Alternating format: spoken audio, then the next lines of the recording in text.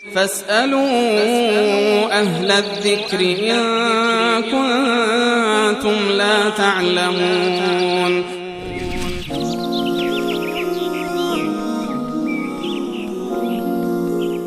آقا محمود از بلوچستان گفتن آیا صف‌های نماز جنازه را شمردن درست است یا نه؟ نه، ما چنین حکمی رو در هیچ یک از کتاب‌های اهل سنت و الجماعت ما نداریم که صف‌های نماز را بشمارند، حساب بکنند که به اصطلاح چند به اصطلاح صف باشه، یا این که مثلا سعی بر این بکنند که حتما تعداد صف‌های نماز جنازه به صورت وتر باشه. معمولا وقتی که حساب میکنند به این منظور حساب میکنند که مواظب باشند که این تعداد صف‌ها جفت نشود یه وقتی، بلکه وتر باشد، یا 3 باشد، 5 باشد، 7 باشد، به این اندازه.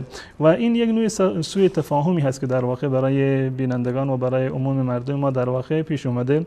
و این هم یک احادیث ما داریم در صحیح مسلم هست و در سنن ترمذی روایتی در این زمینه هست. یک نوع تشویق و ترغیبی هست برای تکثیر تعداد افرادی که نماز جماعت را میخونند. این یک فضیلتی هست، هرچند که نمازگزاران یعنی در نماز جنازه بیشتر باشند، این یک فضیلتی هست برای اون شخصی که بر اون نماز جنازه رو در واقع میخونیم.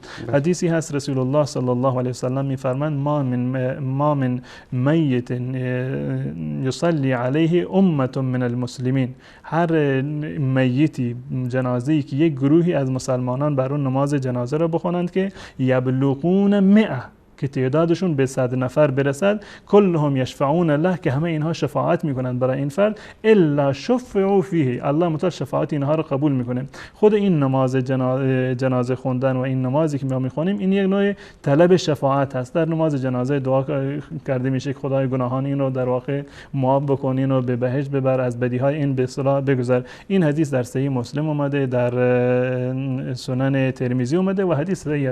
در اینجا تشویق شده به این که شما یعنی کسی که بر اون 100 نفر نماز بخونند و این دعای جنازه رو بخونند، انشالله که الله متعال این دعا رو در حق اون فرد میت در واقع قبول میکنه. و همچنین در روایت دیگری هم که اومده که 40 نفر بخونند. منتها روایتی که این سوء تفاهم شده، روایتی هست که مالک ابن حبیره اون روایت میکند و این روایت هم روایت صحیح هست در سنن ابو داود و سنن ترمذی. این مطلب نقل شده که مالک ابن حبیره میگه رسول الله صلی الله علیه و آله این گونه فرمودند که ما من میت یموت، و هر میتی که یعنی انسان مسلمانی وقتی که میمیرد، فیصلی علیه 3 صفوف، که بر اون 3 صف از مسلمانان در واقع نماز بخونند از مسلمانان، الا اوجب، یعنی این که سفارش این افراد قبول میشه.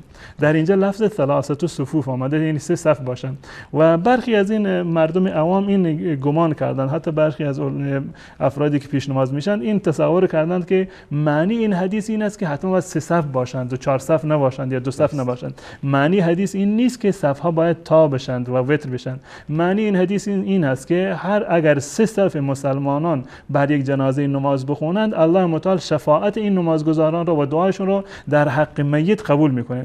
و جالب اینجا است که در ادامه این روایت اومده که مالک ابن حمیره وقتی که مردم می اومدن برای نماز جنازه، اگر کم بودن اونها رو تقسیم بر 3 میکرد که 3 صف باشند، به خاطر اینکه این فضیلت شامل اون مرده بشه. معنیش این نیست که حتما باید صف‌های نماز 3 باشند یا یکی باشه یا 5 تا باشند که حتما باید وتر باشه. معنی حدیث این است که افراد زیادی بر این انسان نماز بخونند و لازم نیست که حتما این تعداد صف‌ها به در واقع وتر باشه.